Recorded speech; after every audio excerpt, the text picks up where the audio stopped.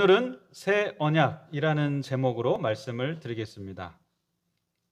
여러분 여기에 그림을 좀 보시기 바랍니다. 오늘 새 언약과 무엇과 관계가 있는 것 같습니까? 그림을 보니까요. 네, 여기에 우리 한 분이 손을 어디에 얹고 있어요? 네네. 네, 지금 얹고 있는 위치가 어느 위치일까요? 무엇이 있는 위치일까요? 심장이 있는 위치예요. 보통 사람들이 마음이 어디에 있다고 생각해요? 심장이 있다고 생각합니다. 그래서 마음의 상태에 따라서 심장이 때로는 두근두근 거리기도 하고 때로는 천천히 뛰기도 하죠. 그렇습니다. 새 언약은 무엇과 관계가 있다는 말이냐면 우리의 마음과 관계가 있다는 것을 표현하기 위하여 오늘 이렇게 한 사람이 자기의 심장을 이렇게 만지고 있는, 자기의 마음을 만지고 있는 그러한 그림을 이렇게 표지로 그리게 된 것이죠. 자, 그렇다면 여러분 마음에도 종류가 있을까요? 어떻게 생각하십니까? 마음에 종류가 있을까요? 성경에는 분명히 마음의 종류에 대해서 말하고 있어요. 새 마음도 있지만 굳은 마음도 있는 것입니다. 살처럼 부드러운 마음도 있지만 돌 같은 딱딱한 마음도 있는 거예요. 그래서 마음에도 뭐가 있다고요? 종류가 있는 것입니다. 우리의 마음을 좀 더 구체적으로 좀 들여다 보겠습니다. 여러분 마음 안에는 무엇이 있을까요? 우리가 맨날 뭐 합니까? 생각하죠. 여러 가지 생각이 있습니다. 이 생각도 마음에 분명히 속하는 거죠. 하지만 이 생각은요 정말 잡다하다고 말할 정도로 우리의 머릿속을 순간순간 끊임없이 여러 가지 잡다한 생각들이 흘러 지나가요. 하지만 그것이 다 나는 아니죠. 여러 가지 생각을 하고 있지만 그것이 마음의 전부는 아닌 것입니다. 감정은 어떨까요? 감정이 마음에 속합니까? 그렇죠. 우리는 하루에도 이 마음이 엎치락뒤치락하죠. 때로는 기뻤다가 때로는 슬펐다가 때로는 짜증났다가 속상하기도 하고 화가 나기도 하다가 또 즐겁기도 하고 기쁘기도 하지 않습니까? 우리의 감정은요 이렇게 들쑥날쑥해요. 하지만 그렇게 하루에도 몇 번씩 바뀌는 감정, 그것이 우리 마음의 전부라고 할 수는 없는 것입니다. 그럼 자아의식은 어떨까요? 내 자신이 나를 의식하는 것, 이 자아의식이라고 하는데 자아의식도 내 마음의 전부라고 할 수 있을까요? 어떤 사람은 이 자아의식 막 바뀌는 사람이 있어요. 그런 사람들은 다중인격자라고 그러죠. 나에 대하여 지금 생각하고 있는 내가 아니라 또 다른 내가 내 안에 있고 또 다른 내가 내 안에 있는 것을 느끼는 사람들도 있습니다. 그러므로 이 자아의식이 전부 마음이라고 할 수도 없어요. 또 심리학에서는 우리에게 무의식이 있다고 합니다. 우리가 의식하지 못하지만 우리를 움직이는 무엇인가가 있다는 것입니다. 하지만 그것이 우리의 마음의 전부라고 할 수는 없을 것입니다. 여러분 그렇다면 이것이 다일까요? 아니에요. 그렇죠? 이건 말고 또 다른 것이 있는 것입니다. 여기에 보니까요 이 접시가 무엇을 담고 있습니까? 생각도 담고 있고 감정도 다 담고 있고 자아의식도 담고 있고 무의식도 다 담고 있어요. 이런 것들을 모두 우리의 의식 속에서 일어나는 모든 것들을 담고 있는 무엇인가가 있는 것입니다. 그것을 존재라고 우리가 표현하면 좋을 것 같아요. 존재가 있는 거예요. 우리의 존재가 있는 거예요. 그 우리의 존재 안에 생각도 있습니다. 근데 생각은 때때로 바뀌기도 합니다. 감정도 있죠.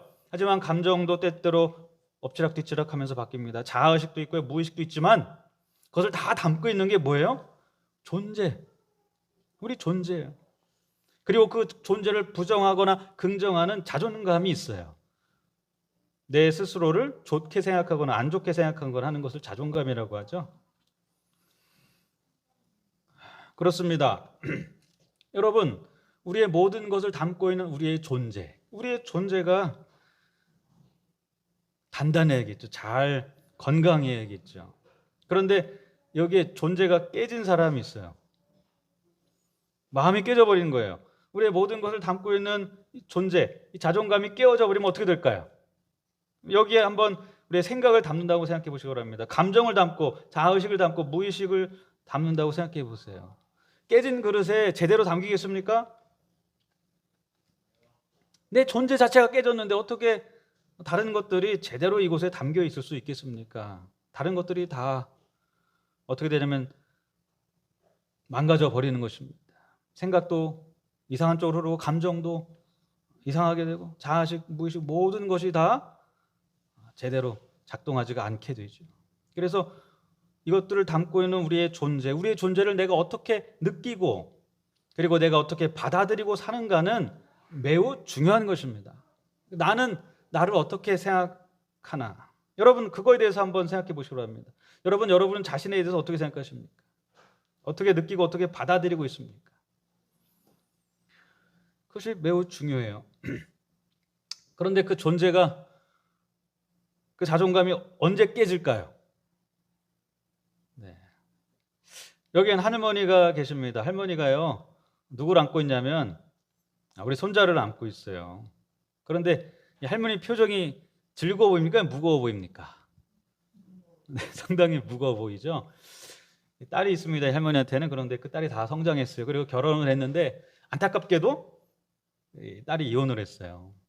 그런데 경제력이 없어서 자기 어머니께 아들을 맡긴 것입니다.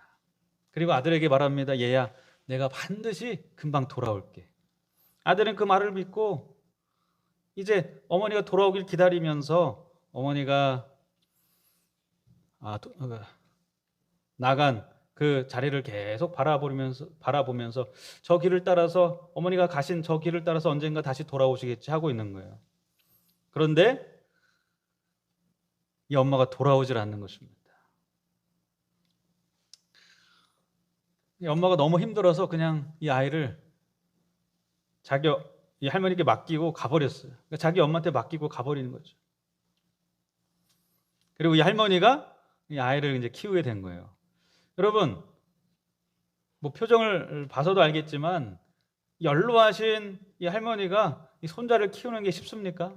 홀로 키우는 게 너무나 힘든 것입니다. 그래서 이 손자한테 자기 딸이 버리고 간 이 손자한테 계속 이렇게 말해요. 야, 이 아무 쓸모도 없는 녀석아. 이 아무 쓸모도 없는 녀석. 그렇게 이 손자한테 탓하는 것입니다. 여러분, 이 손자가 무슨 죄예요? 그렇죠? 그런데 아무 죄도 없는데 이 손자는 어떤 사람이 됐어요? 쓸모 있는 사람이 됐어요? 쓸모 없는 사람이 됐어요? 쓸모 없는 사람이 됐어요. 아, 그래, 나는 쓸모 없는 사람이구나. 그렇게 받아들이고 말았어요.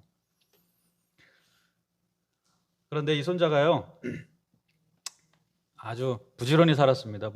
뭔가 세상에 조금이라도 나도 쓸모 있는 존재가 되지 않을까 하면서 아주 열심히 살았어요. 그리고 나중에 커서 의사가 됐어요. 여러분, 의사는 쓸모 있습니까? 쓸모 없습니까? 있죠. 우리가 병이 나면 어디로 가요? 병원으로 가잖아요. 의사 선생님이 우리의 병을 진단하고 또 고쳐주고 또 예방하게 도와주지 않습니까? 그런데 이 의사 선생님은 자기 자신에 대해서 어떻게 생각할까요? 나는 쓸모가 많은 사람이라고 생각할까요? 쓸모 없는 사람이라고 생각할까요? 아무도 이 의사 선생님에게 당신은 쓸모 없다고 안 그러는데 이 의사 선생님 마음속에는 어떤 생각이 있어요? 나는 쓸모가 없는 존재야. 계속해서 그런 생각이 올라오는 거죠. 이 의사 선생님이 아무리 노력을 해도 아무리 쓸모 있는 존재가 되려고 열심히 해도 결국에는 쓸모없는 나로 돌아가고 마는 거예요. 왜 그래요? 뭐가 깨져버렸어요? 내 존재가 깨져버렸어요. 아무리 내 생각을 바꾸려고 그러고 내 감정을 바꾸려고 그러고 자의식을 좀 개선해 보려고 하지만 소용이 없는 것입니다. 왜 그래요? 그것을 바치는 존재가 깨어져 버렸기 때문에 그래요. 그런 마음을 성경에서는 무슨 마음이라고 합니까? 굳은 마음이라고 합니다. 돌 같은 마음이 돼버렸어요. 이 돌은 딱딱해가지고 잘 안 깨지잖아요. 그렇죠? 내가 쓸모없는 사람이다. 나는 별 볼 일 없는 사람이야. 그러한 생각도 한번 내 마음속에 자리 잡으면 돌 같아가지고요. 잘 안 깨지는 거예요. 여러분, 그런데 어렸을 때 이런 상처만 있는 사람만 그렇습니까? 아닙니다. 만약 이 아이의 마음을 정상으로 돌려놓으려면 어떻게 될까요? 다시 어려져야겠죠. 그리고 할머니가 이 아이를 끌어안고 너는 정말 사랑받을 만한 존재야라고 말해줘야겠죠. 그리고 집 나간 엄마가 다시 돌아와서 이 아이를 안으면서 너는 세상에서 둘도 없는 내 아들이야라고 말해줘야겠죠. 그러나 그런 일은 일어나지 않는 것입니다. 다 돌아가셨어요. 엄마는 돌아오지 않는 것입니다. 그런데 이렇게 어렸을 때 상처가 있는 사람뿐만 아니라 상처가 없는 사람도 때때로 이 존재가 깨지는 것입니다. 아무리 어렸을 때 사랑 안에 잘할지라도 우리의 마음은, 우리의 존재는 아주 깨지기 쉬운 유리잔 같아요.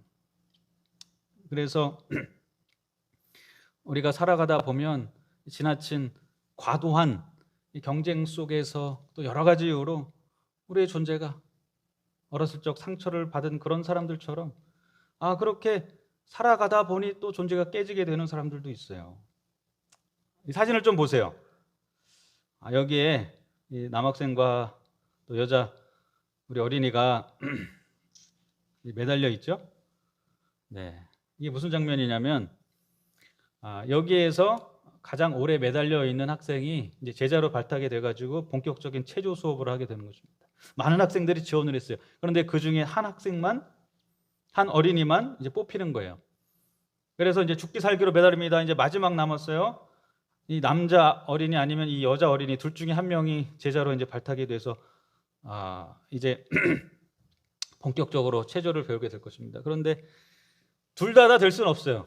한 명은 반드시 떨어지고 한 명은 반드시 그래야 떨어져야 한 명이 이제 붙는 것입니다. 그렇죠? 한 명은 실패자가 될 수밖에 없어요. 그래야 다른 어린이가 성공을 하게 되죠. 그래서 죽기 살기로 매달려 있는 것입니다. 여러분 누가 붙을 것 같습니까? 잘 보이시나요? 이 표정이 어때요?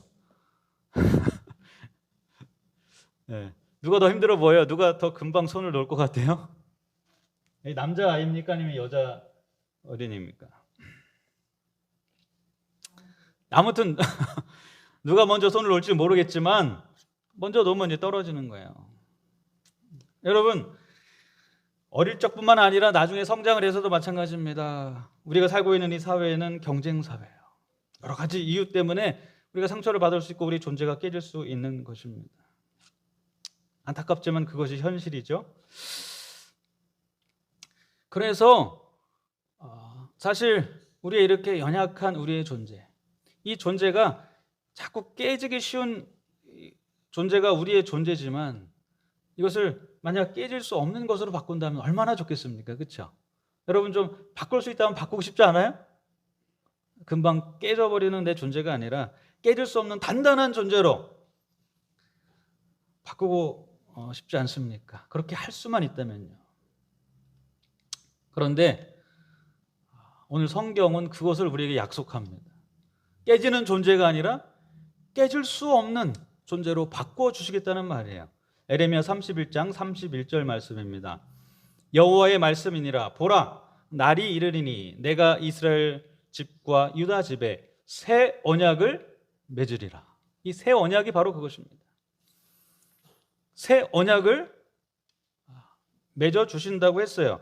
그런데 성경의 다른 표현에 보면 내 언약을 그들의 마음에 두어 기록한다고 되어 있고요. 똑같은 말씀이 에스겔서에 보면 새 영과 부드러운 마음을 준다고 그랬습니다. 그러니까 하나님께서 우리에게 깨져버린 우리의 존재 대신에 새 마음을 준다는 거예요. 그것은 부드러운 마음이라는 거예요.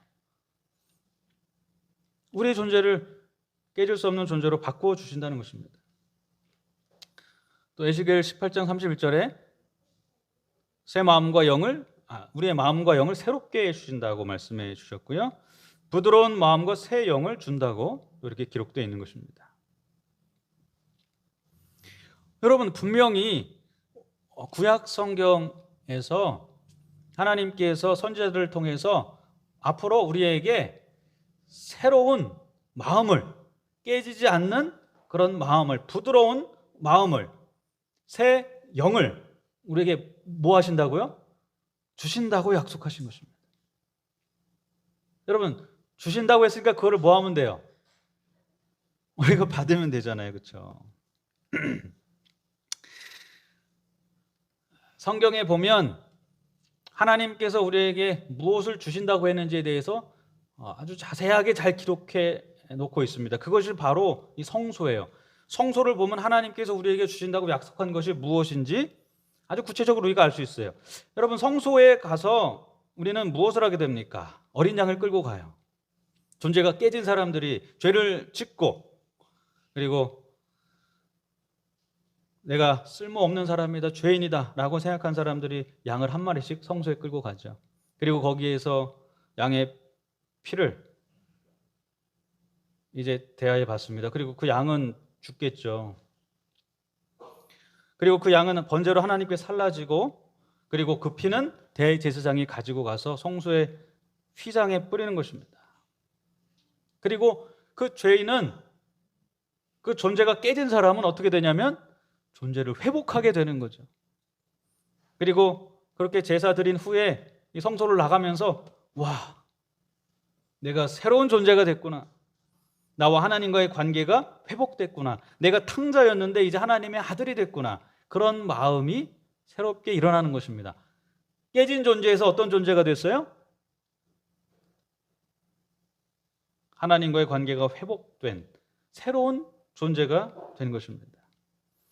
이것이 옛 언약이에요. 하나님께서 이것을 통해서 우리의 마음이 어떻게 이 깨진 존재에서 그렇지 않은 새로운 존재로 바뀔 수 있는지를 무엇으로 보여주셨냐면 이 성소를 통해서 우리에게 보여주신 것입니다. 그래서 성소를 자세히 보면 하나님께서 우리에게 주시고자 약속하신 새 마음에 대해서도 더 잘할 수 있게 되는 거죠.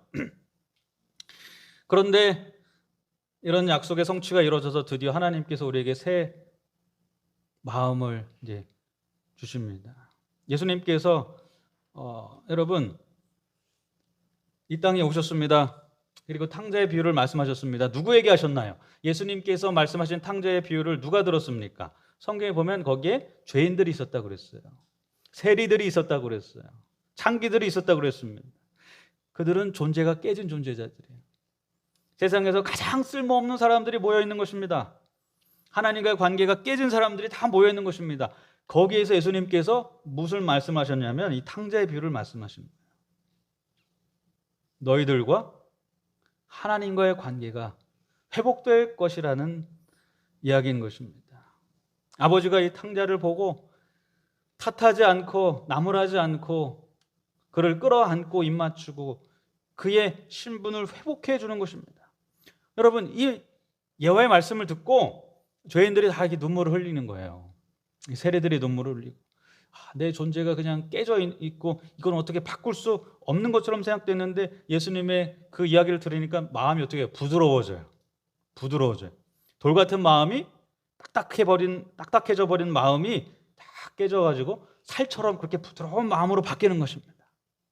그래서 그 존재가 어떻게 돼요? 새롭게 되는 거예요. 그런데 그들은 몰랐어요. 이것이 구체적으로 어떻게 작동되는지는 몰랐어요.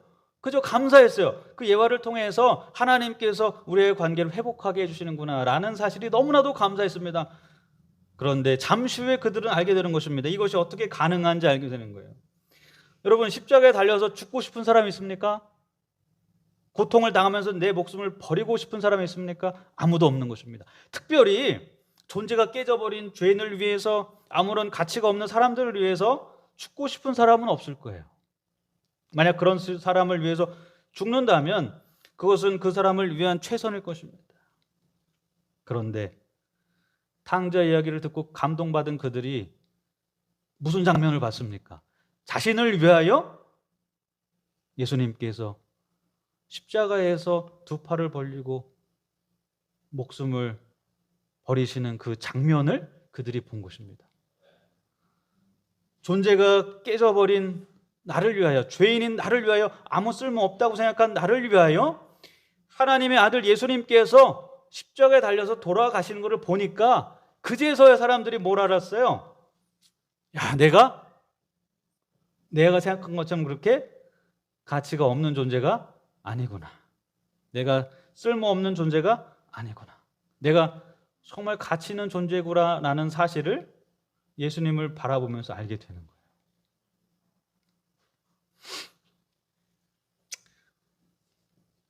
여러분, 그렇습니다. 정말 예수님께서 우리에게 새 마음을 주신다고 한 약속이 이루어졌습니까? 이루어지지 않았습니까? 이루어진 것입니다. 그것은 바로 예수님 자신이에요. 그분께서 우리에게 이제 깨지기 쉬운 우리의 그 유리잔 같은 마음을 무엇으로 바꾸셨냐면 깨질 수 없는 반석으로 바꾸신 것입니다. 그래서 우리는 이제 이 반석 되신 예수님 위에 나 자신을 생각할 수 있는 그런 사람이 됐어요. 우리의 존재가 어떻게 된 거예요? 변화가 된 것입니다. 여러분, 우리의 존재가 이제 변화가 돼서 이제 그리스도인이라는 이름이 우리에게 주어지지 않았습니까? 우리는 그리스도인으로서 생각을 해야 됩니다. 네, 그리스도인으로서 우리의 감정을 바라봐야 돼요. 그리스도인으로서 우리의 자아의식을 우리가 느끼며 살아야 되는 것입니다. 이제 그리스도인이 됐다는 사실은 우리의 무의식까지 바꿀 것입니다. 우리의 존재가 바뀌자 내 생각도 바뀌고 감정도 바뀌고 자아식도 바뀌고 내 무의식까지 다 바뀌어버리는 것입니다. 정말 어떤 존재가 됐어요? 새로운 존재가 됐어요. 오늘 이러한 약속이 저와 여러분에게도 해당된다는 사실을 잊지 않게 되기를 간절히 바랍니다.